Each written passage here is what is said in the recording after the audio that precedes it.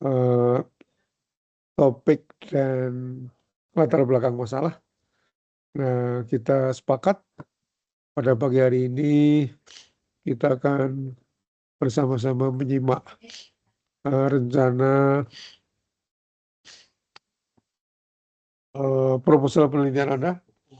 Jadi pagi ini kita sama-sama mendiskusikan, saling belajar, saling bertukar informasi, pengalaman, pengetahuan tentang preliminary proposal, yaitu topik dan latar belakang masalah.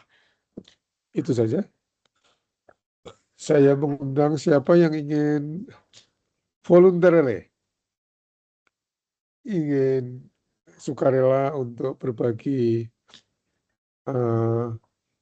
gagasan tentang rencana penelitian. Mohon izin Pak. Pak Yusuf. Ya, sesuai kesepakatan kita, kemarin kita kan pembagian berkaitan dengan presentasi ini kan kemarin kita pembagian sesuai nomor urut ya, dari nomor 1 sampai 5. Nah, sekarang untuk yang kali ini kita balik. Jadi dari nomor 5 ke nomor urut 5 ke nomor urut 1. Jadi mungkin Pak Dul bisa memulai, Pak Dul. Silakan Pak Dul. Oh, saya ya. Ya.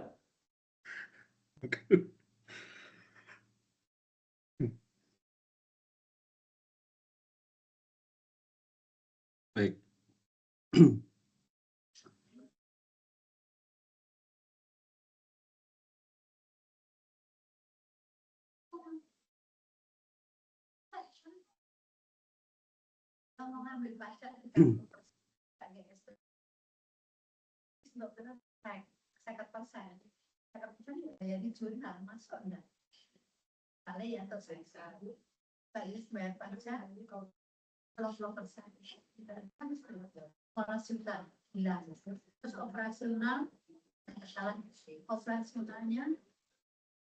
Sudah terlihat, teman-teman? Sudah.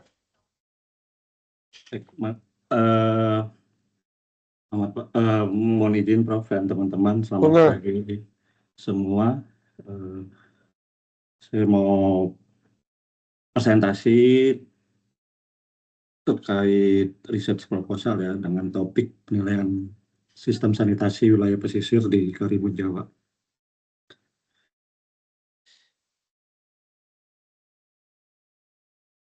Nah, latar belakang penelitian saya adalah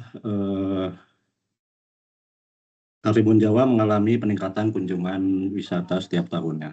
Nah, peningkatan ini tidak terlepas dari status Karimun Jawa sebagai salah satu kawasan strategis pariwisata nasional atau KSPN.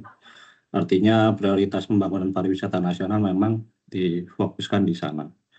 Nah, data menunjukkan peningkatan kunjungan wisata dari tahun 2019 sampai 2024 ya. 2019 mencapai 5.000, melonjak 40.000 tahun 2024. Nah, artinya meningkat hampir 8 kali lipat dalam waktu 6 tahun.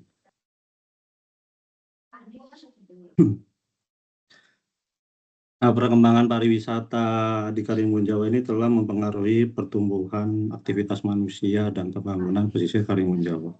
Secara spasial dapat dilihat tutupan lahan tahun 2004 ke tahun 2023 itu mengalami perubahan ya signifikan. Jadi 2024 kita masih melihat banyak warna hijau, masih didominasi oleh vegetasi hutan tropis atau pesisir.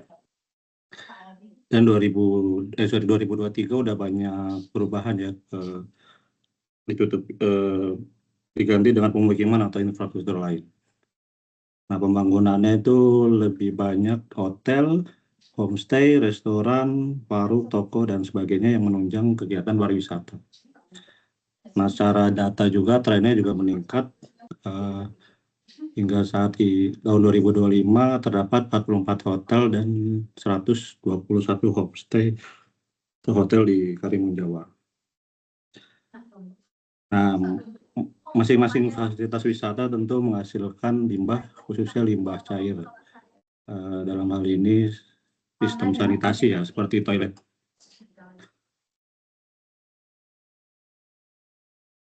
Nah, pembuangan air limbah dianggap sebagai salah satu ancaman cukup signifikan terhadap lingkungan pesisir di Karimun Jawa.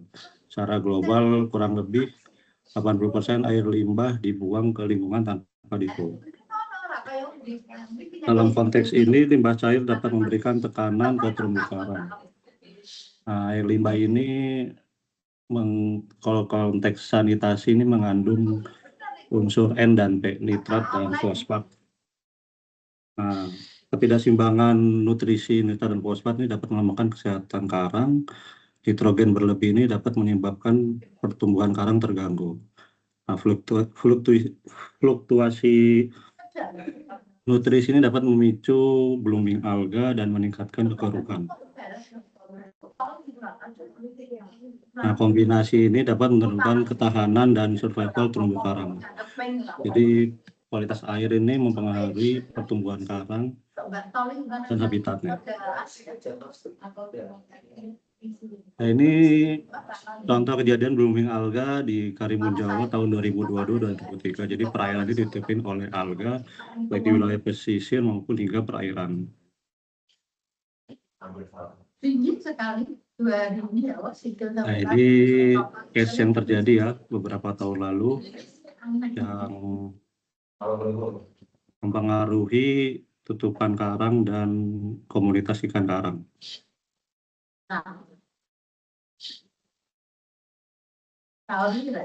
Rumusan masa, nah fenomena ini menunjukkan degradasi lingkungan pesisir merupakan masalah nyata dan menjadi ancaman bagi ekosistem terumbu karang Karimun Jawa yang merupakan fondasi dari pariwisata itu sendiri. Nah, banyak penelitian membahas kondisi terumbu karang dan studi literatur yang saya lakukan kurang lebih terdapat 8 publikasi mengkaji dampak dari aktivitas lahan terhadap kualitas air dan ekosistem terumbu karang di Karimun Jawa.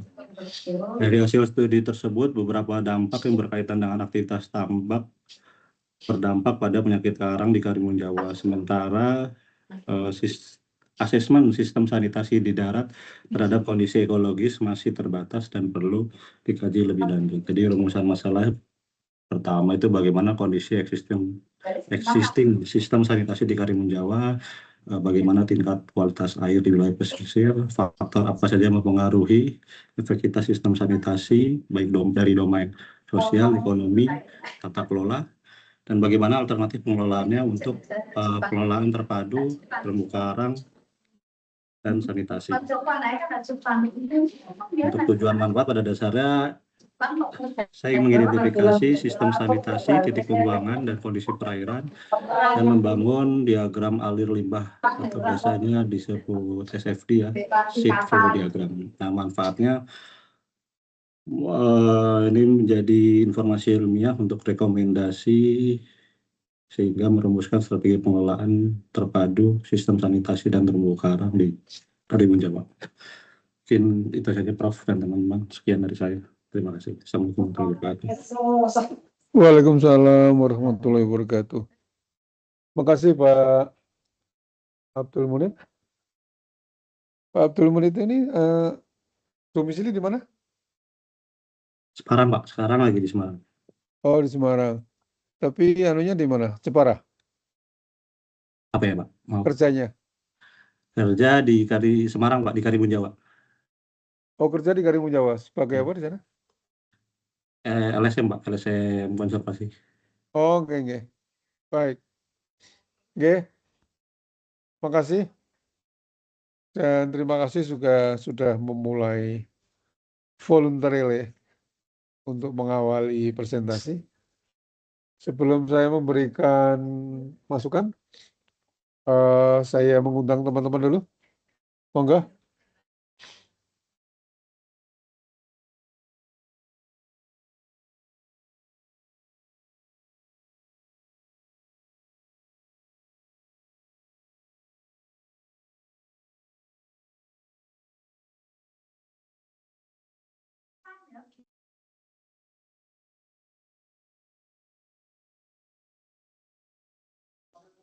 Ini teman-teman yang mau bertanya juga lagi mikir mau presentasi, Pak.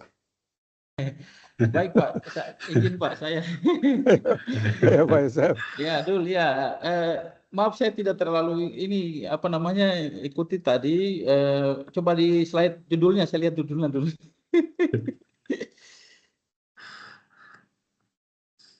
Oh, penilaian sistem sanitasi ya.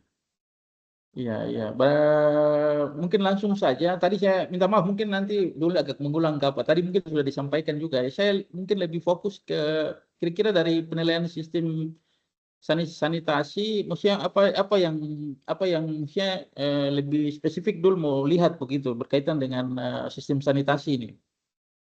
Itu terkait apanya? Apakah sanitasi saja atau ada hal-hal lain yang mungkin dulu melihat begitu, maksudnya untuk nanti dijadikan sebagai pembahasan di dalam tesis. Ya, yang saya mau lihat Bang, izin Bang, kondisi kualitas perairan di wilayah pesisir, khususnya habitat terumbu karang. Nah, secara data memang terjadi penurunan kualitas perairan. Nah, salah satunya disebabkan oleh kandungan nitrat dan fosfat. Nah, satu sumber kandungan nitrat dan fosfat ini berasal dari limbah cair ya. Nah, limbah cair ini kan banyak. Nah, yang saya mau kaji adalah fokus ke sistem sanitasi. Kenapa sistem sanitasi? Karena latar belakangnya peningkatan aktivitas wisata. Aktivitas wisata yang meningkat ini kan secara waktu juga meningkatkan pembangunan hotel, resort. Nah, hotel resort ini kan pasti punya toilet. Nah, toilet ini kan salah satu sistem sanitasi. Nah, itu saya mau mengidentifikasi bagaimana kondisi sistem sanitasi di sana. Apakah sudah baik atau belum? Jika belum, berapa persen dan kebocoran itu di mana saja?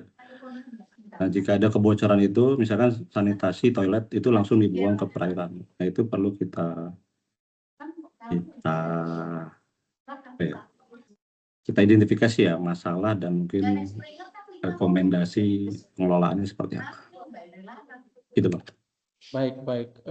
Kemudian apakah ini penelitian lanjutan atau baru dilaksanakan di wilayah pesisir di Karimun Jawa ini? Artinya penelitian lanjutan atau baru dilakukan yang jadi topik atau apa yang mau dilakukan oleh Duling?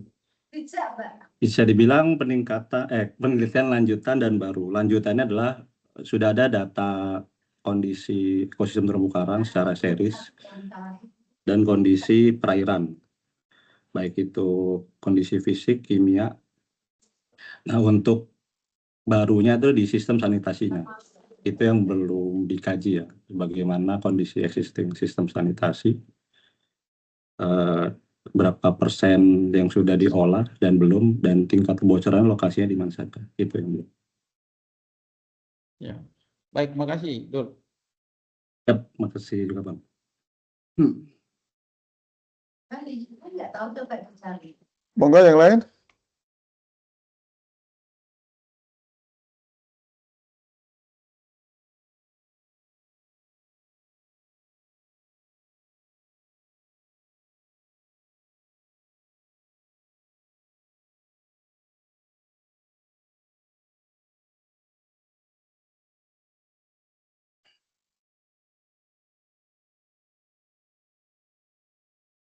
Belum ada, baik. Oke, ya. Mas Abdul Munib dan teman-teman semua. Judul, jadi nggak apa-apa pegang dulu judul itu. Judul itu bisa dimodifikasi, bisa dirubah. Cuman mungkin kalau lebih generik begitu, evaluasi ya. Evaluasi sistem sanitasi wilayah pesisir di Karimun Jawa. Nanti dari evaluasi itu kan Mas Dul itu menyampaikan tentang apa yang saya sebut sebagai empirical evidence ya. tentang kondisi perairan di Karimun Jawa yang disebabkan oleh tingkat pencemaran kegiatan pariwisata khususnya hotel ya. Hotel itu memang kalau dilihat dari tingkat ketaatannya pada umumnya masih rendah. Jadi yang ikut proper itu rata-rata masih merah. Masih belum memenuhi standar. Nah, yang harus ditunjukkan di empirical evidence itu adalah fakta tentang masalah kualitas perairan itu. Mungkin penyebabnya bukan hanya dari hotel ya, bisa dari domestik juga gitu. Nah, itu perlu dukungan data ya, data baik dari data sekunder maupun hasil-hasil penelitian yang memperkuat evidence tadi Baik, Prof. dan memperkuat penyebabnya dari hasil-hasil penelitian itu. Memang bicara terumbu karang itu merupakan aset yang sangat berharga. Satu sebagai habitat biota air ya. Yang kedua sebagai penangkal gelombang, yang ketiga daya tarik wisata gitu.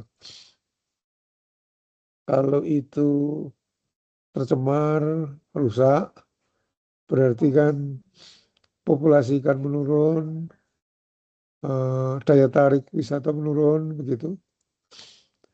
Jadi kalau lihat daerahnya Pak Yosep itu yang di Raja Ampat itu sangat terpelihara dengan bagus. Terumbu karang, ikan, lingkungan, melihat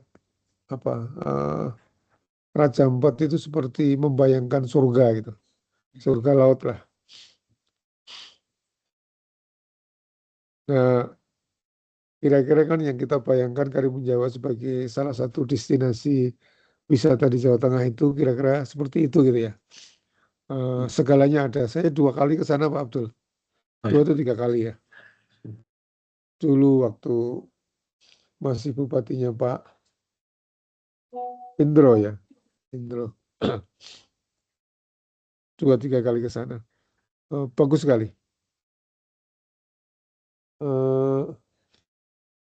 Kemudian next Pak. Next slide please. Nah ini evidence. Nanti diperkuat gitu dengan data dan sumber. Next please. Next. Next juga. Terus next. Ya, nah ini fakta juga. Nanti dengan kuantifikasi. Next. Ya, next lagi. Nah, jadi rumusan masalah. Ini adalah rumusan yang banyak digunakan oleh para peneliti ya. Dimulai dengan pertanyaan. Tapi sesungguhnya masalah itu sebuah statement, sebuah pernyataan yang menunjukkan adanya kesenjangan antara apa yang seharusnya dengan apa yang nyatanya ada. Jadi buat kalimat yang menunjukkan adanya kesenjangan itu. Nah, ini adalah pertanyaan penelitian, Mas Jul dan teman-teman. Pertanyaan penelitian itu bermanfaat untuk memandu kita kemana penelitian kita itu menuju. Satu adalah menggambarkan tentang kondisi, yang kedua penyebab, 1 dan 2 itu hampir sama, yang ketiga faktor penyebab, lalu how to deal with this problem gitu. Apa yang harus dilakukan, apakah meniru pola yang di Raja Ampat di mana menggunakan kearifan lokal yaitu sistem SASI sebagai basis untuk pengelolaan lingkungan atau apa dari peneliti. Jadi alternatif ini dieksplor dari apa yang ada di Karimun Jawa gitu ya. Kalau di sana nggak tahu itu, sekarang masih ada nggak itu larangan untuk membawa kayu Dewan Daru ya. Nah, itu kearifan lokal. Nah, sekarang itu masih berlaku apa enggak? Begitu Mas Dul, catatan saya. Terima kasih, semoga bermanfaat. Ya, terima kasih Prof. Sangat bermanfaat. Giliran yang kedua siapa, Mas Pak Yusuf?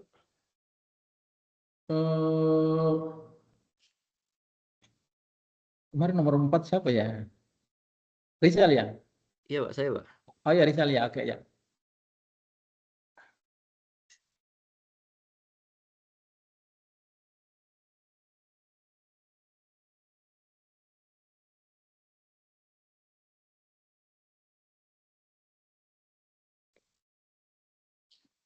Oke. Maaf Pak, apakah sudah terlihat? Sudah. Assalamualaikum warahmatullahi wabarakatuh. Waalaikumsalam. Waalaikumsalam warahmatullahi wabarakatuh. Sebelumnya perkenalkan, nama saya Rizal Ataqwa dengan NIM akhir 031. Di sini saya memiliki judul mengenai dinamika laut atmosfer dan implikasinya terhadap intensitas siklon tropis senyar serta dampak hidrometeorologinya di Sumatera. Siklon sendiri merupakan fenomena cuaca ekstrim yang berkembang di atas perairan hangat yang diawali dengan terbentuknya depresi tropis atau pusat tekanan rendah yang intensif di atas lautan sehingga memicu proses konveksi dan pembentukan awan secara masif. Kemudian siklon tropis senyar merupakan fenomena siklon tropis yang langka karena berkembang di sekitar wilayah barat Indonesia, tepatnya di dekat lintang rendah Indonesia yang berlangsung di Pulau Sumatera pada akhir tahun 2025 di akhir November, yang mana itu menyebabkan banyak bencana alam di Sumatera. Fenomena ini penting karena siklon tropis jarang terbentuk di dekat ekuator dan intensitasnya memicu cuaca ekstrim yang sangat luas. Berikut merupakan dampak dari siklon senyar. Ada banjir bandang dan tanah longsor yang terjadi di Aceh, Sumatera Utara, Sumatera Barat yang terjadi pada akhir 2025. Data ini diambil dari website YKP Indonesia pada tanggal 11 Desember 2025. Jadi untuk sekarang kemungkinan ada perubahan. Setidaknya ada 969 korban meninggal dunia, 5.000 korban luka-luka, 252 orang hilang, dan seterusnya.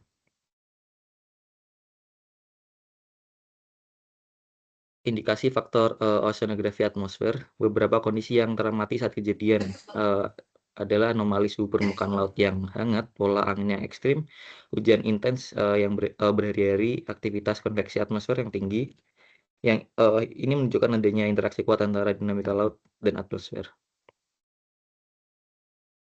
Laut sebagai sumber energi siklon tropis. Suhu permukaan laut yang tercatat pada saat kejadian siklon bisa mencapai 26 sampai 27 derajat Celcius, yang mana ini termasuk hangat untuk laut Indonesia. Ini merupakan salah satu faktor yang mendukung adanya siklon. Kondisi suhu air laut lapisan atas yang cukup tinggi untuk memicu konveksi kuat dan menyediakan energi awal bagi pembentukan serta penguatan siklon tropis. Yang kedua ada fluk panas laten ke laut atmosfer. Proses perpindahan energi dari laut ke atmosfer melalui penguapan, di mana uap air yang mengembun di atmosfer melepaskan panas dan memperkuat sistem badai. 3. Kandungan panas laut, ocean heat content, jumlah total energi panas yang tersimpan hingga kedalaman tertentu di laut, menentukan kemampuan laut memasok energi secara berkelanjutan selama siklon berlangsung. Interaksi laut dan atmosfer merupakan proses ini mengontrol suplai energi dan dinamika laut yang menentukan evolusi dan intensifikasi siklon tropis. Transfer momentum melalui angin permukaan merupakan adanya gesekan angin mentransfer energi dan momentum ke permukaan laut sehingga arus permukaan dan terjadi percampuran secara vertikal. Kemudian ada wind stress curl, perbedaan spasial gaya gesek angin yang menimbulkan divergensi atau konvergensi massa air laut yang memicu gerak vertikal. Kemudian ada transport Ekman, yaitu pergerakan massa air yang menyimpang 90 derajat, kurang lebih 90 derajat dari arah angin akibat rotasi bumi yang mengontrol distribusi massa air permukaan. Kemudian ada upwelling dan downwelling yang merupakan upwelling merupakan pembawa upwelling membawa air dingin kaya nutrien ke permukaan, sedangkan downwelling menenggelamkannya dari air permukaan hangat. Kemudian variabilitas iklim global, fenomena iklim skala besar memodulisasi kondisi lautan atmosfer regional melalui perubahan sirkulasi dan distribusi energi. Di sini saya mencari pola El Nino, IOD dan juga MGO. El Nino sendiri merupakan variabilitas interaksi laut atmosfer di Pasifik tropis yang mengubah suhu permukaan laut, sirkulasi Walker dan pola cuaca global. El Nino intinya terjadi di Samudra Pasifik dan pada saat bencana siklon itu nilainya berada di negatif 0,7 pada bulan November dan negatif 0,67 negatif 0,7 di bulan November dan negatif 0,67 di bulan Desember, yang mana ini merupakan La Nina, di mana di laut Pasifik dia dingin dan di perairan Indonesia akan menyebabkan kenaikan atau air laut yang lebih hangat. Ini didukung oleh IOD yang mana pada bulan November itu mengalami puncak IOD negatif sebesar negatif 1,2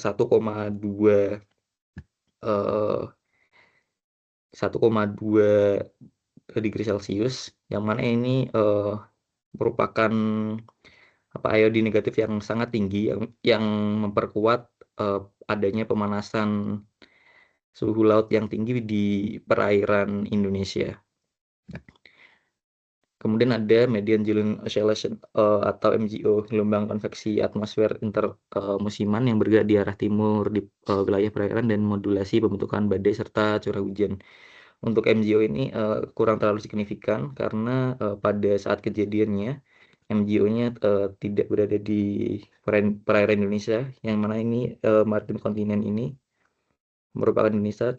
Pada saat kejadiannya MGO-nya atau awan yang terbawa dari Hindia itu ada di barat Pasifik. Kemudian saya ingin menghubungkan dengan magnitude waves, apakah dia dapat memicu bencana ekstrim pada saat kejadian tersebut, karena magnitude wave merupakan penelitian saya Pak di S1.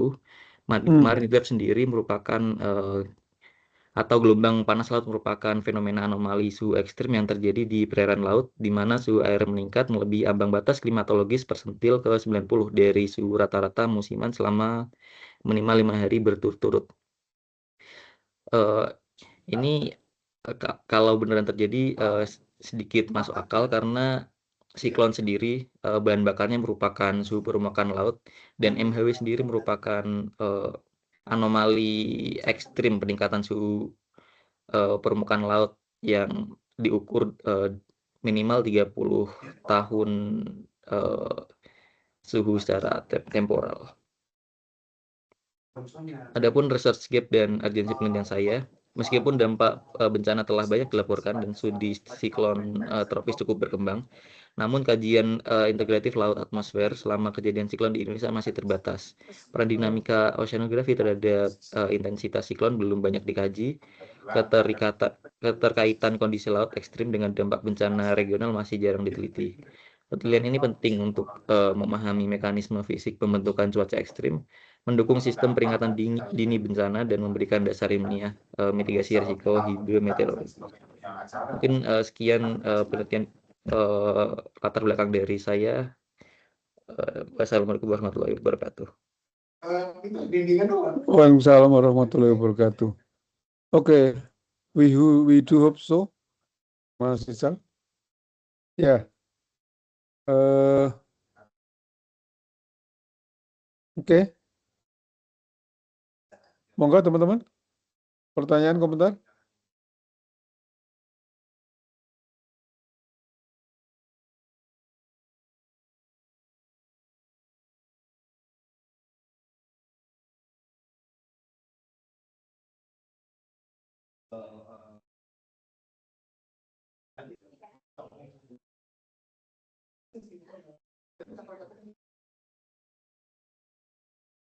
Tapi bisa jadi dibuatkan orang lain, nggak apa-apa, dibuatkan orang lain.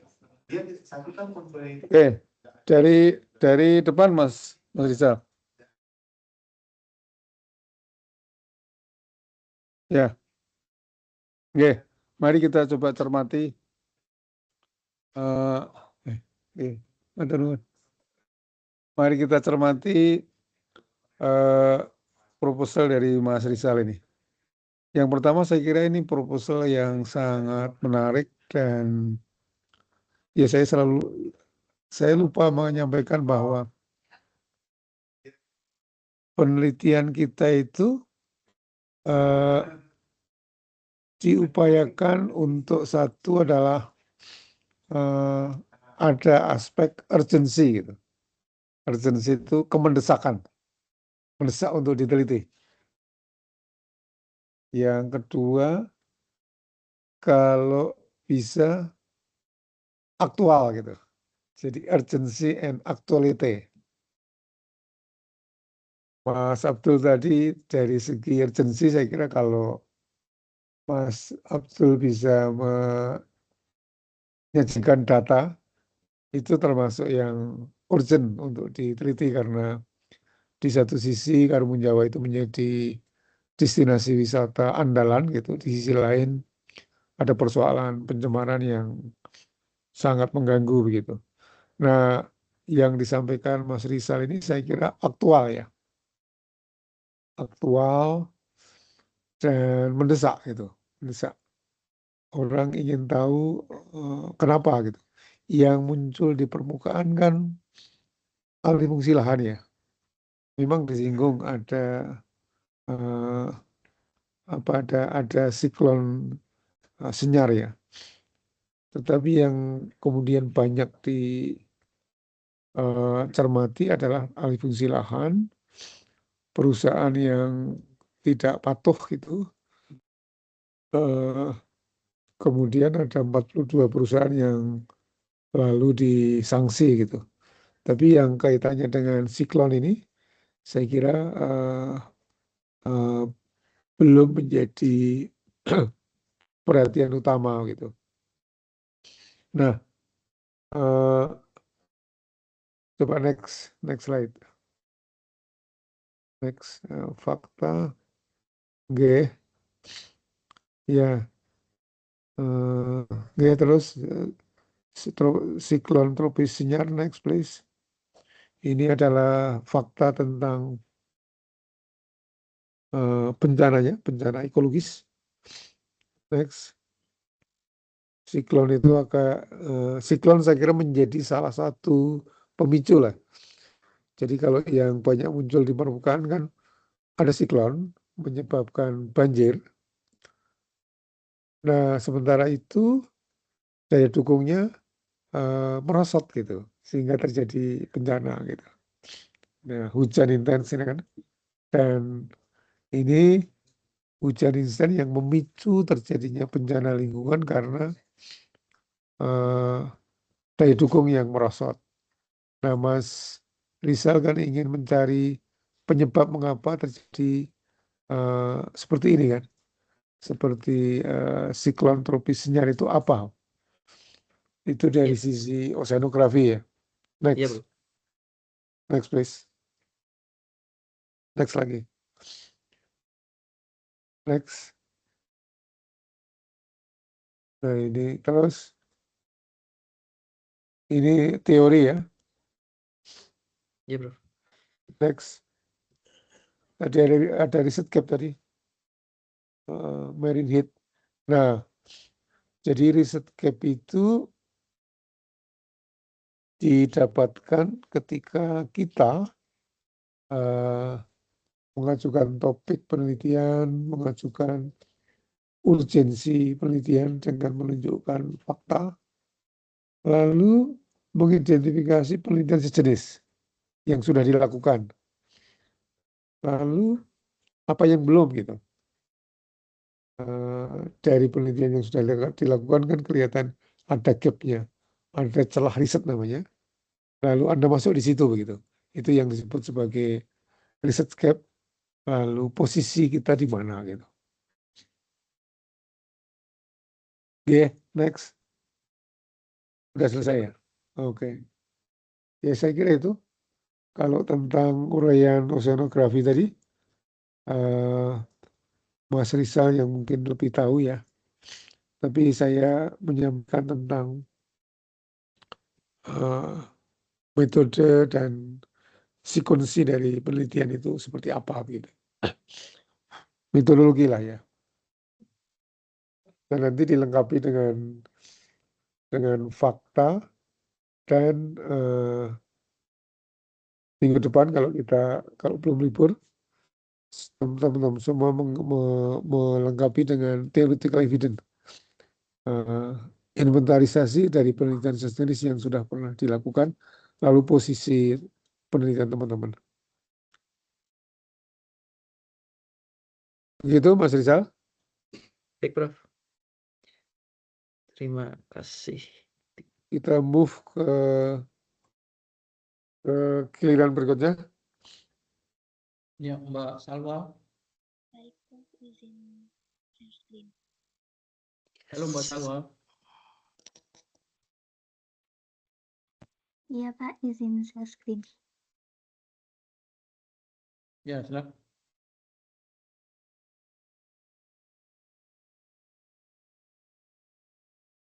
Pak, sudah terdengar suara saya?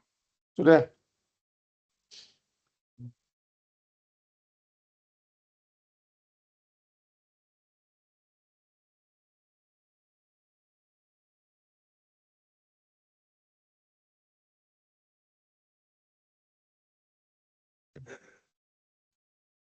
Baik, Assalamualaikum warahmatullahi wabarakatuh. Selamat pagi untuk Prof. Darto dan teman-teman yang berada di MS Team. Di sini saya akan memaparkan rencana topik penelitian saya dengan judul Kajian Mitigasi dan Kesiapsiagaan Masyarakat terhadap Tanah Longsor dengan melibatkan pendekatan lingkungan abiotik, biotik, dan culture sosial kemasyarakatan. Saya mengambil topik ini dikarenakan tanah longsor merupakan bencana yang sering terjadi dan berisiko tinggi bagi masyarakat yang berada di daerah lereng atau dataran tinggi. Oleh karena itu, diperlukan kajian mengenai mitigasi dan kesiapsiagaan bencana agar masyarakat yang terdampak bencana dapat meminimalisir dampak bagi masyarakat tersebut. Penelitian ini menggunakan pendekatan abiotik, biotik, dan culture agar analisisnya lebih menyeluruh dengan melihat fisik lingkungan, kondisi vegetasi, serta perilaku dan pengetahuan masyarakat dalam menghadapi tanah longsor. Dalam catatan BNPB, tanah longsor ini menjadi salah satu bencana paling mematikan di Indonesia dengan 233 kejadian hingga akhir Desember 2025. Bencana ini dipicu oleh intensitas hujan tinggi, penurunan daya dukung lingkungan, dan memakan korban jiwa yang signifikan terutama di daerah Jawa Barat, Jawa Tengah, dan Sumatera.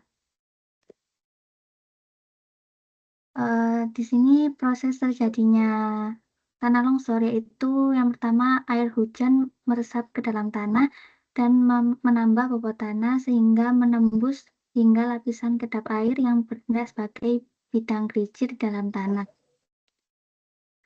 Rumusan masalahnya yaitu bagaimana kondisi lingkungan abiotik dan biotik di daerah rawan tanah longsor. Yang kedua, bagaimana peran kearifan lokal masyarakat dalam upaya mitigasi tanah longsor. Yang ketiga, bagaimana tingkat kesiapsiagaan masyarakat dalam menghadapi bencana tanah longsor.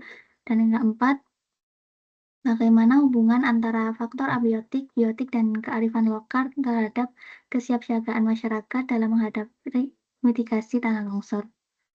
Variabel yang digunakan dalam penelitian saya yaitu yang pertama variabel independen X atau variabel bebas. Yang pertama X1 aspek abiotik, X2 aspek biotik, dan X3 aspek culture.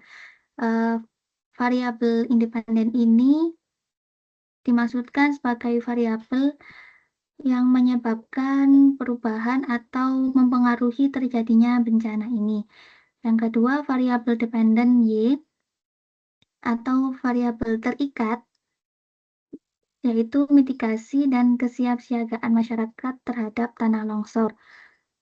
Variabel ini menggambarkan hasil atau kondisi yang ingin diukur atau dilihat perubahannya akibat faktor-faktor dalam variabel X ini. Kemudian evidence-based practice, bukti dasar yang digunakan untuk mengambil keputusan. Yang pertama empirical evidence, yaitu data kejadian longsor pada wilayah yang menunjukkan tanda-tanda akan terjadinya longsor, kemiringan, lereng curam, curah hujan tinggi. Data ini dapat diambil dari data BPBD atau jurnal-jurnal dengan topik penelitian yang sama. Yang kedua, kurangnya vegetasi pada wilayah tersebut. Dan yang ketiga, data masyarakat dapat diambil dari wawancara dan pengisian kuesioner sebagai bentuk pengetahuan kesiapsiagaan bencana. Yang kedua, theoretical evidence atau bukti teoritis. Bukti dari teori atau konsep ilmiah yang menjelaskan faktor penyebab dan mitigasi tanah longsor. Diambil dari teori tentang mitigasi bencana, teori ekologi, dan teori culture. Sekian pemaparan dari saya. Iya. Mohon ditayangkan dari awal, Mbak Salwa. Terus next dari awal. Ya. Ini awal ya? Ya. Iya. Oke. Judulnya apa ya Mbak Salwa? Judulnya kajian mitigasi, Pak. Oke. Mitigasi dan masalah terhadap tanah longsor. Oke. Baik. Pertanyaan, komentar teman-teman?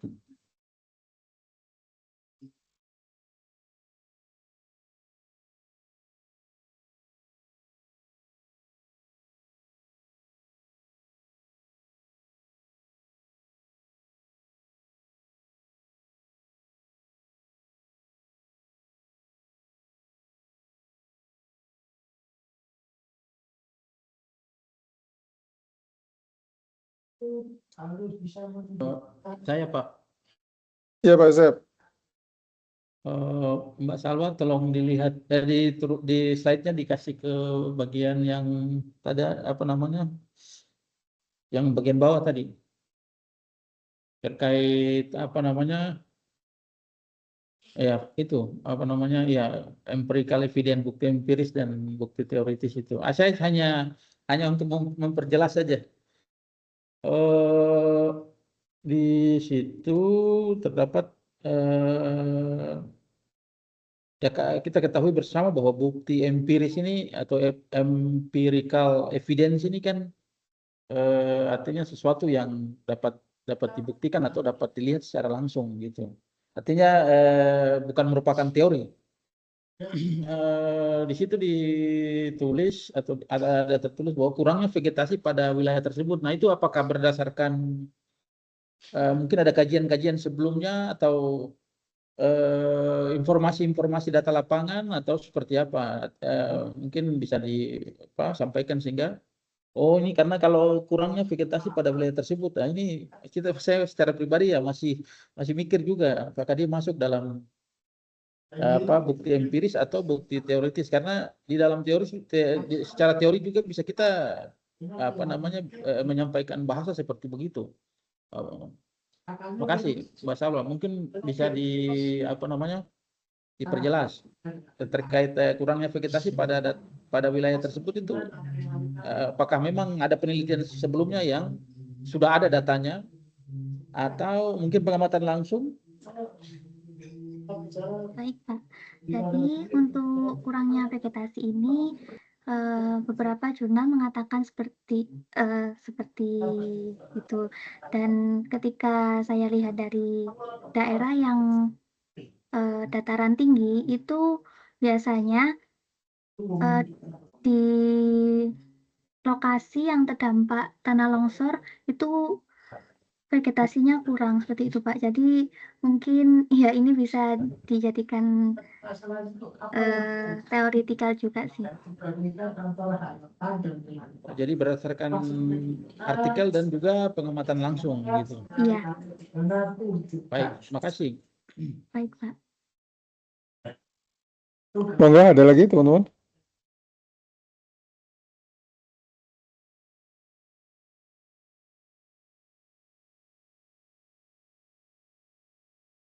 Baik, sambil menunggu kalau ada teman-teman. Jadi Mbak Salwa dan teman-teman, penelitian itu ada dua yang perlu kita tunjukkan. Yang pertama adalah lokus. Lokus itu objeknya di mana gitu. Seperti Mas Abdul di Karimun Jawa, Mas Rizal di Sumatera. Nah, Mbak Salwa perlu menunjukkan lokusnya di mana. Yang kedua adalah fokus. Fokus itu variabel yang akan dicari. Variabel itu segala sesuatu yang menjadi objek pengamatan penelitian. Oke, nah mengenai slide ini awal yang bagus, tetapi memang perlu dirinci gitu. Empirical evidence itu evidennya di mana, bukti empirisnya. Nah, mungkin kalau Mbak Salwa menunjukkan lokasi penelitian itu di mana, misalnya di Banjarnegara atau di Bandung Barat ya, yang terjadi longsor kemarin, itu seperti apa begitu? Berapa kali terjadi longsor, kemudian berdampak pada berapa orang, itu evident. Nah, theoretical base itu, iya, itu kalau yang diuraikan di sini adalah tentang pengertian. Tapi di samping pengertian juga penelitian sejenis yang pernah dilakukan. Penelitian yang berkaitan dengan landslide atau theoretical atau tanah longsor. Nah, posisi penelitian Mbak Salwa itu di mana di antara penelitian yang sudah dilakukan itu gitu. Terus coba slide sebelumnya. Slide sebelumnya. Nah, jadi ini juga perlu diperjelas. Jadi variabel independen itu adalah variabel yang menjadi penyebab. Variabel dependen menurut saya adalah tanah longsor gitu. Apa yang menyebabkan longsor ya? Curah hujan, kondisi geografis begitu. Nah, mitigasi itu mungkin menjadi kan ada curah hujan, ada kemiringan, lalu itu menyebabkan terjadinya tanah longsor. Nah, mungkin mitigasi dan kesiapan itu adalah untuk menunjukkan kalau ada mitigasi dan kesiapan, seberapa parahnya tanah longsor itu. Atau ini menjadi alternatif untuk penanganan tanah longsor gitu. Tapi menurut saya, tanah longsornya itu adalah dependent variable. Variabel yang akibat dari independent variable gitu.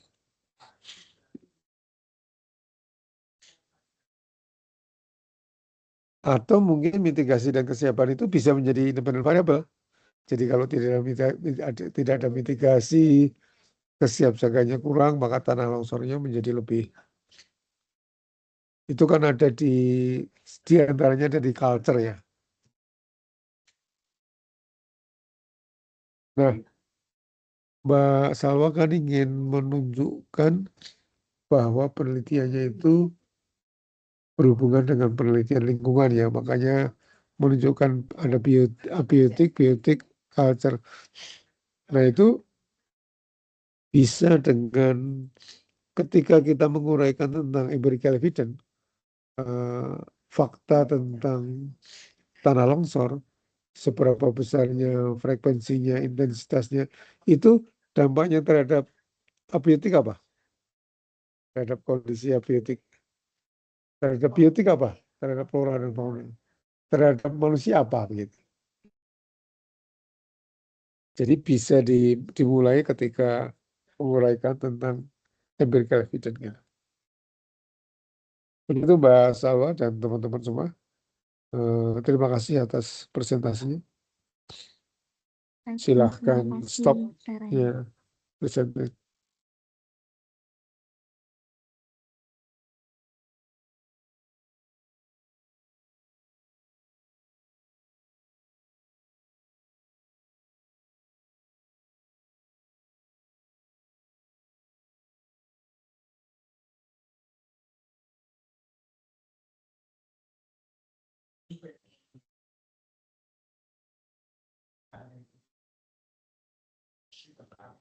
Berikutnya siapa? Mbak Sanin. Mbak Sanin. Baik, Pak.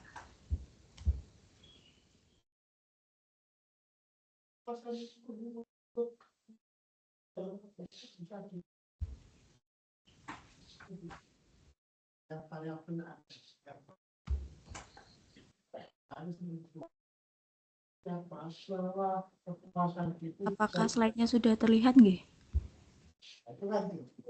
Iya, sekarang sudah. Baik. Assalamualaikum warahmatullahi wabarakatuh. Selamat pagi Prof. Sudarto dan teman-teman. Pada kesempatan kali ini saya akan memaparkan topik penelitian tesis saya yang insya Allah akan berjudul mengenai Air Pollution Tolerance Index atau APTI pada vegetasi di kawasan Rawapening. Penelitian ini saya angkat karena Rawapening merupakan kawasan yang memiliki tekanan lingkungan yang cukup tinggi, sementara vegetasi di kawasan tersebut berpotensi memberikan informasi penting mengenai kondisi lingkungan, khususnya terkait toleransi tumbuhan terhadap pencemaran udara.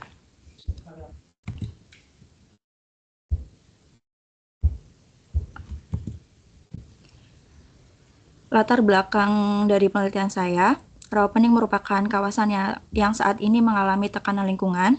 Tekanan tersebut tidak muncul begitu saja, tetapi berkaitan dengan perubahan penggunaan lahan dan aktivitas manusia di sekitar kawasan. Aktivitas manusia seperti pemanfaatan lahan dan kegiatan masyarakat lainnya yang dapat meningkatkan erosi, sedimentasi, dan pencemaran. Akibatnya, kualitas lingkungan Rawapening mengalami penurunan. Selain itu, kualitas air di Rawapening juga menunjukkan kondisi tercemar berat dan cenderung hipereutropik. Artinya di kawasan ini sudah terjadi penurunan kualitas lingkungan yang cukup serius. Di sisi lain, vegetasi yang tumbuh di sekitar Rawapening sebenarnya berpotensi dimanfaatkan sebagai bioindikator. Dengan kata lain, tumbuhan dapat membantu menunjukkan bagaimana respon makhluk hidup terhadap tekanan lingkungan yang terjadi. Oleh karena itu, penelitian ini juga mempertimbangkan hubungan antara kondisi lingkungan, vegetasi, dan aktivitas manusia di sekitar kawasan Rawapening. Selanjutnya, pada slide ini saya akan menjelaskan mengenai empirical evidence dari topik penelitian saya. Secara empiris, kondisi Rawapening memang menunjukkan adanya tekanan lingkungan yang nyata. Salah satu penyebab utamanya adalah perubahan penggunaan lahan di daerah tangkapan air. Perubahan ini memberikan dampak terhadap keseimbangan lingkungan di kawasan Rawapening. Dampak yang paling terlihat adalah meningkatnya sedimentasi dan menurunnya kualitas perairan. Jadi masalah di Rawapening bukan hanya persoalan suatu komponen saja, tapi sudah menyentuh sistem lingkungan secara keseluruhan. Kondisi ini menunjukkan bahwa Rawapening merupakan lokasi yang relevan untuk penelitian lingkungan berbasis indikator biologis. Dalam penelitian saya, indikator biologis tersebut adalah vegetasi karena tumbuhan dapat menunjukkan tingkat toleransi terhadap tekanan pencemaran.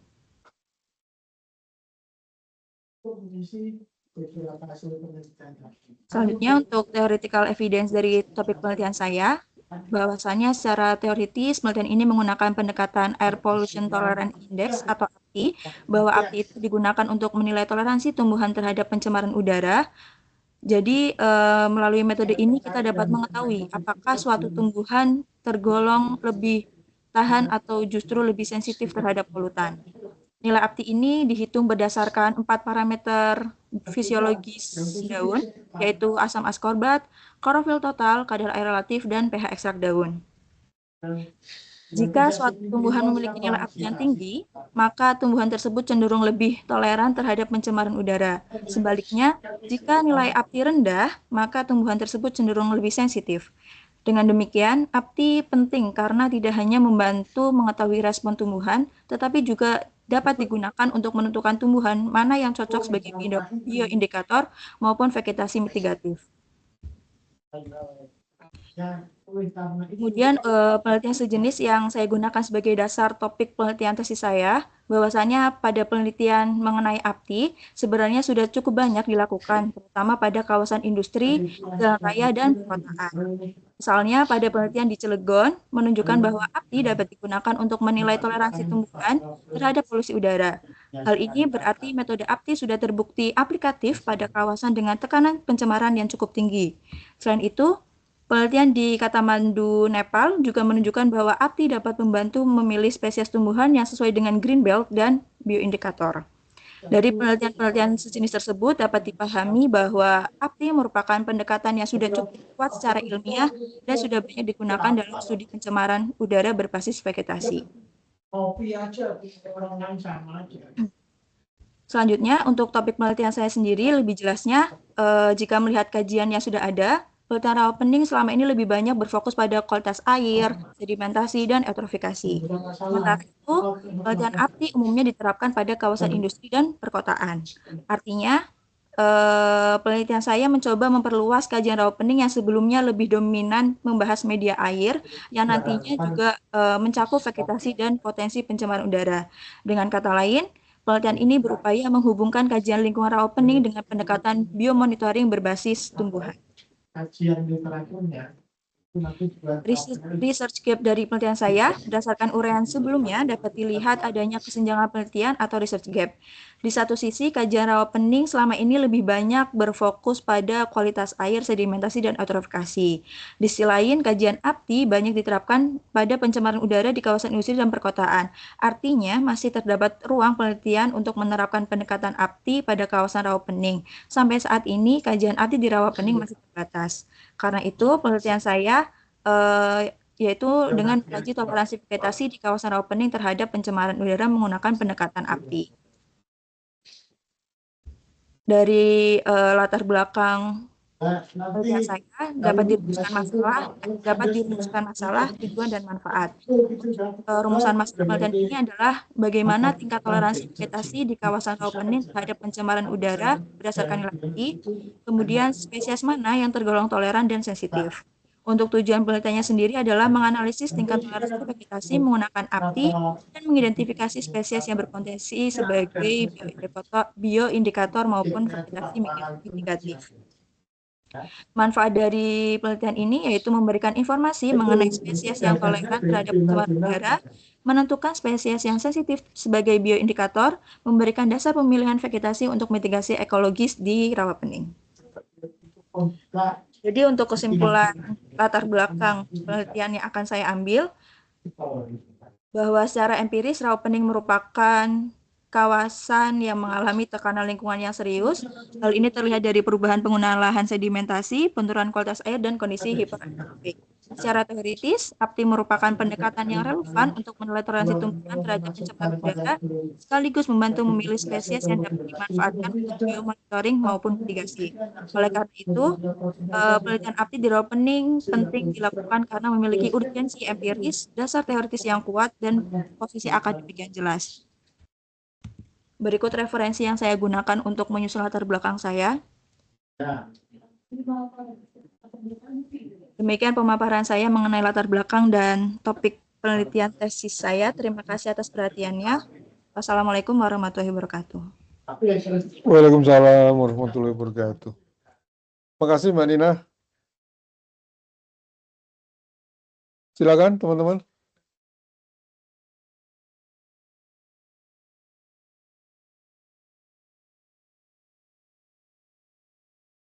Oke, dari slide dari awal nggih. Next.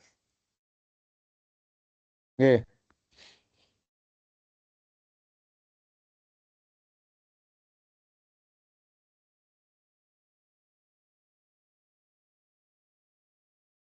Nggih. Sambil menunggu teman-teman yang lain, mudah-mudahan ada.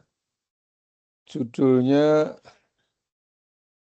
mata kuliahnya filsafat ilmu, kurang ilmu Mbak Nina. Nah, yang kedua empirical evidence tadi kalau disertai dengan next please. Bagaimana kondisi air pollution di sana? Air pollution di sana kan ingin mengetahui tentang air pollution tolerance index. Itu kan bisa dibantu melalui vegetasi ya. Nah, saya kira Mbak Nina perlu menguraikan tentang the existing air pollution in Rapening. Seberapa begitu? Coba sebelumnya. Tekanan lingkungan ini. Ini kan penyebabnya.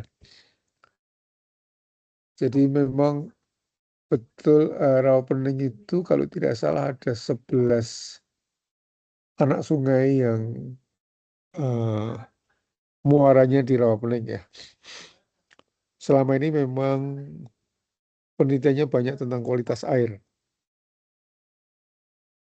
Jadi kalau itu tentang kualitas udara, saya kira akan bisa melengkapi. Tapi perlu ditunjukkan the existing air pollution di sana. Lalu kan kemudian mencari penyebabnya. Penyebabnya vegetasi yang, nah vegetasi tentu saja vegetasi yang di sekitar Rawapening ya, Mbak Nina. Mbak Nina tadi akan mengatakan ada alih fungsi lahan di tangkapan air. Nah, tangkapan air itu di mana? Kalau air kan karena perubahan di hulu dan kualitas air itu karena pola tanam ya, yang menyebabkan apa namanya istilahnya eutrofifikasi ya. Nah, kalau pencemaran udara apa gitu. Next please. Next. Slide berikutnya. Nah, theoretical evidence itu di samping pengertian, saya kira penting pengertian ya. The state of the art dari APTI itu apa? Tetapi juga evidence tentang penelitian yang sudah pernah dilakukan. Kalau misalnya ada juga penelitian yang berkaitan dengan kualitas udara, juga bisa gitu. Nah, Mbak Nina akan mengisi yang belum ada, yang mengisi gap tadi. Next please.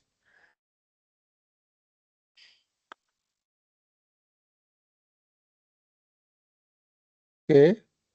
Nah, sejenis itu bisa dalam arti lokus, artinya di lokasi itu, tetapi bisa juga dalam arti substansi. Substansi itu maksudnya penelitian sejenis yang berkaitan dengan kualitas udara gitu. Next please.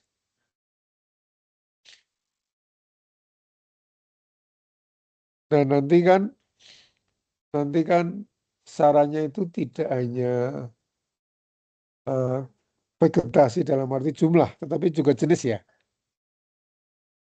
Maksudnya adalah Iya, Prof. evidence di situ didominasi oleh apa gitu. Kalau apakah misalnya di sana itu eceng gondok ya. Eceng gondok itu punya kemampuan untuk penyerapan air pollution. Eceng yang bikin gondok gitu kan. Atau tanaman apa yang lain gitu. Memang Rapening itu kan 2/3 permukaan airnya tertutup oleh eceng gondok. karena apa istilahnya eutrofifikasi ya. Nah itu yang perlu dijelaskan. Jadi eceng bikin gondok, rawannya bikin pening, Pak. Iya, Prof. Penelitian di rawa pening itu banyak sekali. Jadi overstudied. Tetapi tidak berarti tidak ada peluang untuk penelitian gitu. Tetap ada gitu. Dan tetap bermanfaat. Karena ini merupakan salah satu dari 9 danau prioritas yang harus direstorasi. Yes. Sehingga setiap penelitian termasuk yang akan dilakukan oleh Mbak Nina menjadi penting. Saya kira itu saja Mbak Nina, catatan saya. Terima kasih. Terima kasih, Prof. Sekarang yang terakhir Pak Ketua.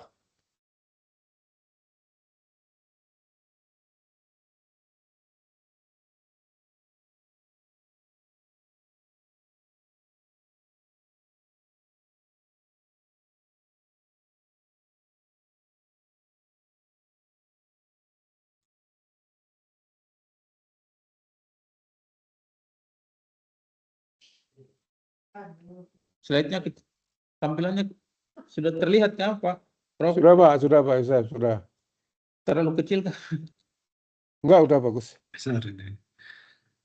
Ya baik, terima kasih atas kesempatan yang diberikan. Yang saya hormati Pak Prof Darto dan teman-teman sekalian. Izinkan saya menyampaikan judul penelitian saya, walaupun ini masih ancang-ancang, belum final. Artinya bahwa ya ini saya mau mengarah ke sana, tapi nanti mungkin banyak perubahan juga ya. Momen ataupun kesempatan kali ini dalam mata kuliah ini ya saya mohon masukan dari teman-teman, terutama Pak Prof untuk kesempurnaannya. Adapun judul dari tesis saya yaitu kajian lingkungan hidup strategik dalam perencanaan pembangunan Kabupaten Tambrau.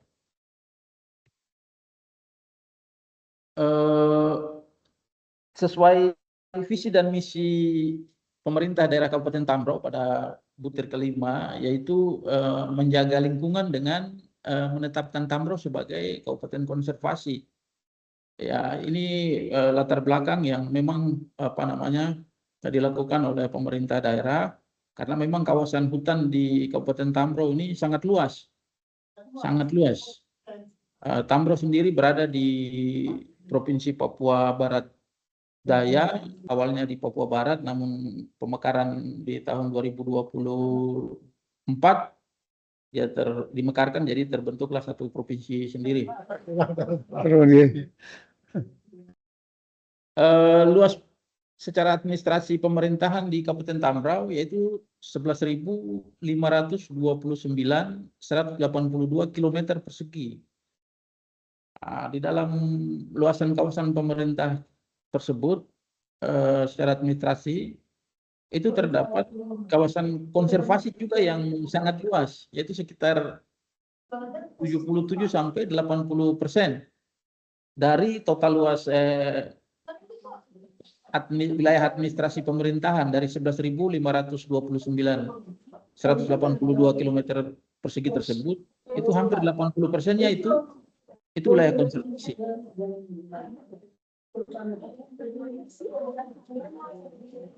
Di dalam kawasan konservasi tersebut ada dibagi juga kawasan swaka alam atau kawasan pelestarian alam, sekitar 61.339 hektar.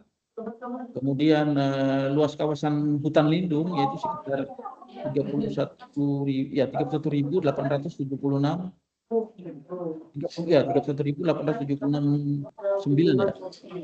hektar.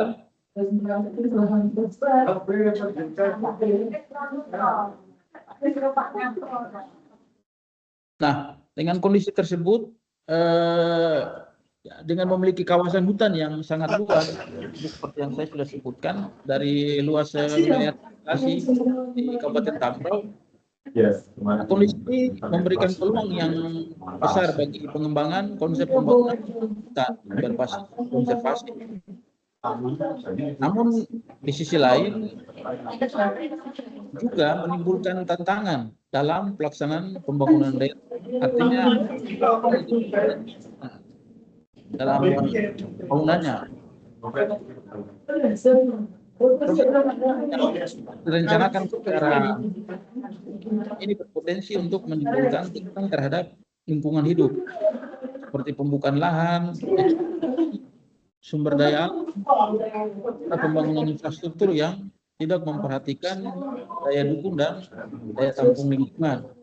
Nah, karena itu diperlukan suatu instrumen yang mengintegrasikan aspek lingkungan hidup ke dalam perencanaan pembangunan daerah di Kabupaten Tambrau itu secara strategis. Oleh karenanya kajian lingkungan hidup strategis ini menjadi salah satu instrumen yang penting yang digunakan untuk memastikan bahwa prinsip pembangunan berkelanjutan telah terintegrasi kebijakan, rencana, dan program pembangunan termasuk dalam penyusunan rencana tata ruang wilayah Kabupaten Tambrau.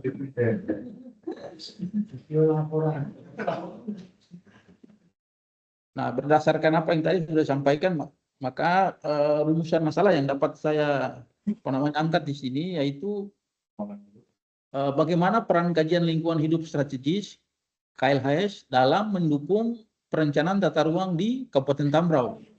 Yang kedua, bagaimana kondisi lingkungan hidup dan potensi kawasan konservasi yang harus dikembangkan dalam penyusunan tata ruang wilayah Kabupaten Tambrau. Yang ketiga, bagaimana strategi penerapan KLHS dalam perencanaan tata ruang untuk menjaga kelestarian lingkungan sekaligus mendukung pembangunan berkelanjutan di Kabupaten Tambrau. Pada kesempatan ini juga saya perlu menyampaikan bahwa terkait menyangkut kajian lingkungan hidup strategis ini atau dalam penyusunan RT/RW ini baru pertama kali dilaksanakan di Kabupaten Tambrau. Kabupaten ini resmi berdiri pada tahun 2011 dan selama dari tahun 2011 sampai sekarang RT/RW-nya itu belum selesai sampai sekarang. Bagi saya ini sangat menarik dan saya ingin tahu bagaimana dalam penyusunan RT/RW itu posisi KLHS ini terkait menyangkut strategi penyusunan, kemudian yang tadi saya sebutkan dalam diterapkan oleh pihak ketiga dalam hal ini. Pemerintah menggunakan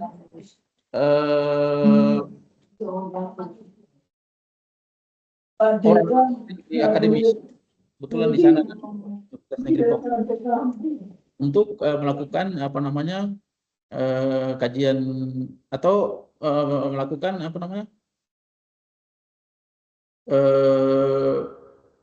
penyusunan rencana tata ruang tersebut.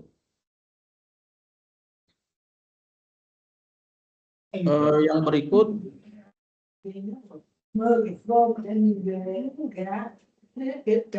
ini juga berkaitan dengan posisi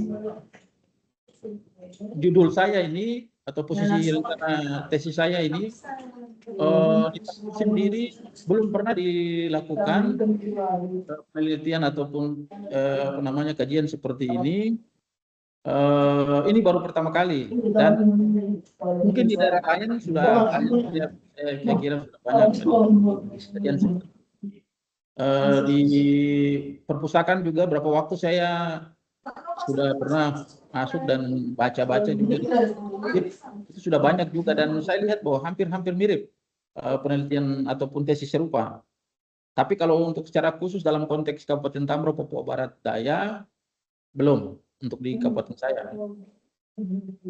Nah, yang tadi sudah disampaikan untuk empirical evidence, itu yang pertama yaitu kebijakan Tambrau sebagai kabupaten konservasi. Nah, ini daerah luas wilayah Kabupaten Tambrau, nah, itu data kuantitatif. Kemudian presentasi kawasan, ini merupakan data statistik kondisi wilayah. Yang luas kawasan suaka alam dan luas kawasan hutan lindung. Dan teorikal evidence-nya yaitu yang pertama pengembangan konsep pembangunan berkelanjutan berbasis konservasi. Kemudian nomor yang kedua, proses pembangunan yang tidak direncanakan secara matang berpotensi menimbulkan tekanan terhadap lingkungan hidup. Pembangunan infrastruktur yang tidak memperhatikan daya dukung dan daya tampung lingkungan.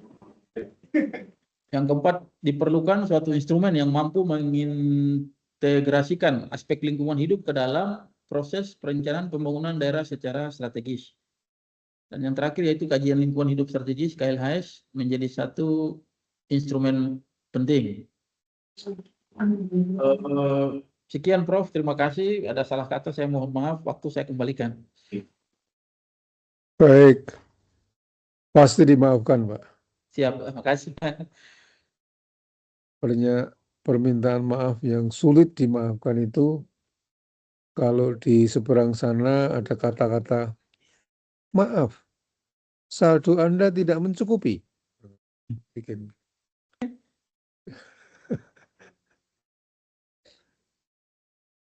Saya mengundang teman-teman, komentar, pertanyaan. Saya Prof. Mas, monggo, Iya, izin Bang. Mas Abdul. Ya, paling tanggapan ya. Tadi Kabupaten Tambrau, kawasan konservasinya 60-70 itu luas sekali menurut saya.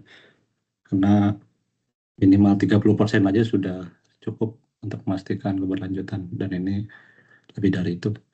Nah, terkait penelitian Abang, kajian lingkungan hidup strategis dalam rencana pembangunan. Nah, KLHS ini kan memang syarat untuk RPJMD. Nah, untuk studi ini KLHS-nya sendiri ini belum ada, baru mau dibangun atau mau melakukan studi pelaksanaan KLHS itu aja sih, Bang. Baik, terima kasih Dul. Menarik sekali. Jadi ini baru pertama, baru mau dilakukan. Jadi sementara ini dalam tahap proses. Saya kemarin berkoordinasi dengan teman-teman di Bapeda. Itu tahapannya baru mau masuk di pengesahan. Mau masuk di pengesahan oleh DPR.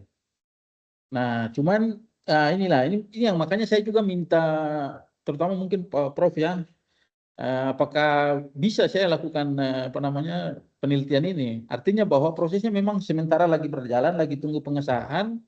Apakah saya bisa lakukan penelitian terkait ini, kajian lingkungan hidup strategik ini?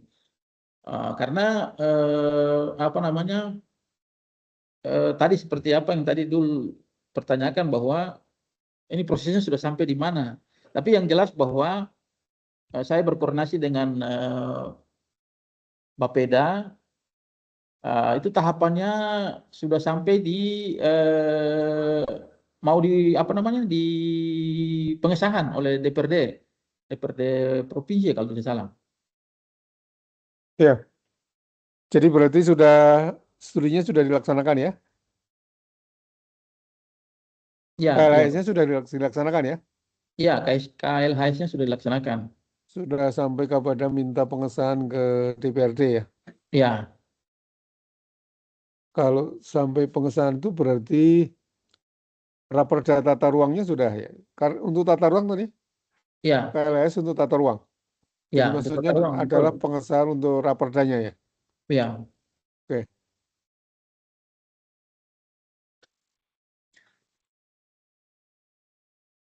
Masih ada kelanjutan pertanyaan Mas Abdul?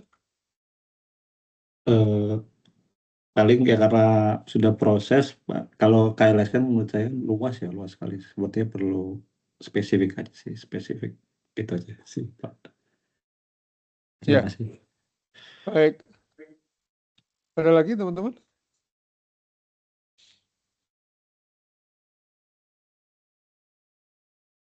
Ya, baik. Jadi sebagaimana kita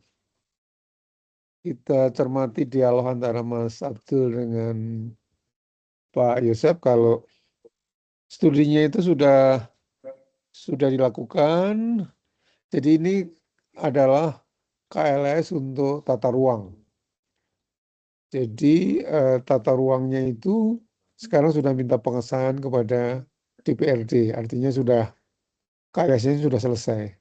Nah, kalau KLS-nya sudah selesai, itu mungkin studinya Pak Yosef itu berkaitan dengan evaluasi KLHS. Oh, siapa? Ya, evaluasi KLHS, penyusunan rencana tata ruang Kabupaten Tamro. Jadi KLHS itu teman-teman lahir dengan Undang-Undang 32 2009 sebagai upaya untuk menanggulangi kelemahan dari AMDAL. AMDAL itu kan studi mengenai dampak dari satu kegiatan terhadap lingkungan itu di hilirnya ketika sudah satu proyek dan satu lokasi. Nah, KLHS berusaha untuk nyegat itu melakukan kajian lebih awal di hulunya yang disebut sebagai KRP, kebijakan, rencana, dan program. Nah, sejauh ini yang diwajibkan untuk disertai dengan KLS itu adalah penyusunan tata ruang dan RPJMD. Dua itu wajib. Jadi KLS itu wajib bagi pemerintah. Karena yang menyusun tata ruang dan RPJMD itu adalah pemerintah. Nah, alur dari KLHS itu, kalau teman-teman baca di meeting chat yang saya tulis itu, pertama adalah si pelaksana studi ini hasil dari KLHS itu menunjukkan the existing environmental condition. Jadi kondisi lingkungan di Tambun itu seperti apa? Abiotik, biotik, dan culture-nya seperti apa? Lalu isunya apa? Isu-isu lingkungan di Tambun itu apa? Mungkin berkaitan dengan banjir, pencemaran, tanah longsor, atau area alih fungsi lahan untuk sawit, dan sebagainya. Isu-isu strategis, isu-isu penting. Nah, bagaimana isu-isu itu diungkap melalui diskusi yang intensif dengan para stakeholder. Kemudian setelah itu, existing isu strategis. Nah, sekarang kita bicara tata ruangnya. Tata ruang di situ seperti apa gitu. Misalnya penggunaan ruang untuk sawit misalnya. Sekian hektar misalnya. Nah, itu implikasinya apa? Implikasinya memperburuk kondisi awal tadi atau bagaimana?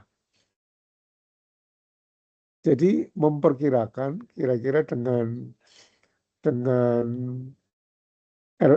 tata ruang tadi, apakah tata ruang itu sudah mempertimbangkan daya dukung lingkungan, daya tampung lingkungan, sebagaimana di KLHS atau tidak?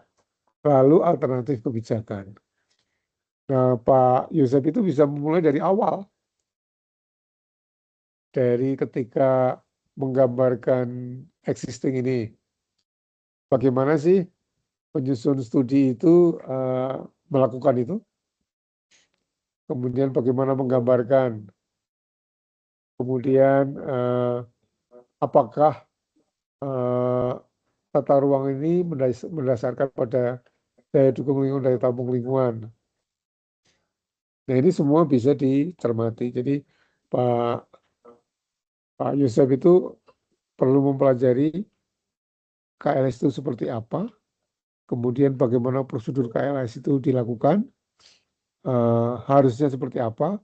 Nah, kira-kira itu yang menjadi bahan untuk evaluasi. Karena begini, Jadi KLS itu kan mulia teman-teman, berada di hulu, berada di rencana. Tetapi pada prakteknya, eh,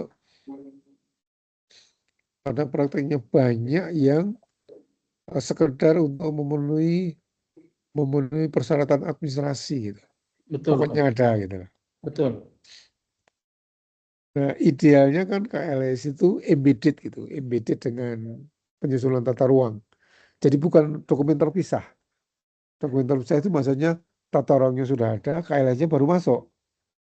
Ini nanti mengejar layang-layang putus gitu. Nah, kalau embedded itu di dalamnya ikut gitu. Sehingga ketika sudah jadi dokumen tata ruang ini dokumen tata ruang yang sudah bernuansa KLHS, yang sudah ada daya dukung lingkungan, daya tampung lingkungannya. Yang terjadi enggak, teman-teman. Jadi tidak embedded, terpisah, kemudian KLS-nya itu nempel gitu. Ini yang perlu diperbaiki gitu. Belum tentu diperbaiki di sini gitu. Yang tata ruangnya ini. Yang kedua tadi sebagai persyaratan administrasi yang penting ada, tidak mendasarkan pada daya dukung lingkungan, daya tampung lingkungan. Orientasinya pada profit saja, pada bagaimana pertumbuhan ekonomi itu jalan di situ, PAD-nya meningkat gitu. Tapi korbannya lingkungan nanti. Nah, saya kira Pak Yosep bisa melakukan itu dengan empirical evidence-nya adalah KLS-KLS yang sudah dilaksanakan selama ini. Jadi saya tahu begitu karena beberapa kali saya dilibatkan untuk memberikan review terhadap KLHS. Dan saya ikut ikut pelatihan KLHS itu yang diselenggarakan oleh KLH. Mungkin yang pertama lah tahun berapa itu. Dan saya punya pengalaman menyusun KLHS untuk Pegunungan Kendeng Utara yang mau dijadikan dulu rame-rame untuk pabrik semen itu. Saya kira itu Pak Yosep. Semoga bermanfaat. Baik Pak, saya izin. Saya di perpustakaan baca buku Bapak. Jadi saya ini ada bunga rampai itu. Nah, saya Oh iya. iya izin mau mendapatkan buku itu Pak. Saya mau beli. Oh ke Mas Sastomo aja. Iya, makanya nanti saya hubungi Pak Mas As karena saya baca di buku itu semua mengacu ke ini maksudnya pas, bukan hampir lagi Pak, pas apa yang tadi Bapak sampaikan itu pas. Iya. Jadi Iya. memang cocok dengan rencana tesis saya nih Pak. Iya. Ya, makasih Pak. Nanti saya hubungi Pak Dengan Has senang Pak. hati ya, Ya Pak. dengan Siap. senang hati juga kalau mau konsultasi dengan saya, silakan. Oh siap Pak Aru, terima kasih. Saya tadi mau Iya. sampaikan itu tapi terima kasih Pak. Makasih Aru. Iya. Makasih Iya. makasih. Baik teman-teman, saya kira semua sudah presentasi. Nanti minggu depan kita ketemu lagi. Kita perdalam apa yang teman-teman sudah presentasikan. Kalau merasa belum dilengkapi dengan empirical evidence, kemudian perlu melengkapi dengan empirical evidence, lalu belum menyampaikan theoretical evidence, dipersilakan. Kalau misalnya juga sampai pada metode penelitian dipersilakan juga. Nanti minggu depan kita ketemu, kita ngobrol lagi tentang topik teman-teman dengan lebih dalam. Saya akhiri dengan ucapan terima kasih. Selamat siang. Wassalamualaikum warahmatullahi wabarakatuh. Salam sejahtera, sehat selalu. Waalaikumsalam warahmatullahi wabarakatuh. Terima kasih, Bro. Terima kasih. Izin saya live. Teman-teman nggak ada kesulitan absen ya? Barcode yang diberikan Aman, Bro. Amin. Alhamdulillah.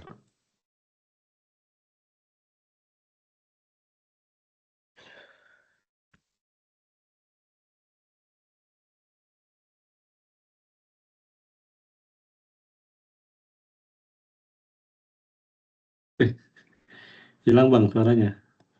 Bang masih mute. Masih mute suaranya. Tadi mereka bilang rencana kerja tugas itu di mana? Yang itu Saya belum baca nih. Oh, udah rame ya. udah atau di grup aja ya? Ya, di grup aja. Saya baru lihat ini. Udah banyak 25 chat. Siap. Oke, Dol. Oke, Bang. Makasih banyak. Oke, sip. Yuk.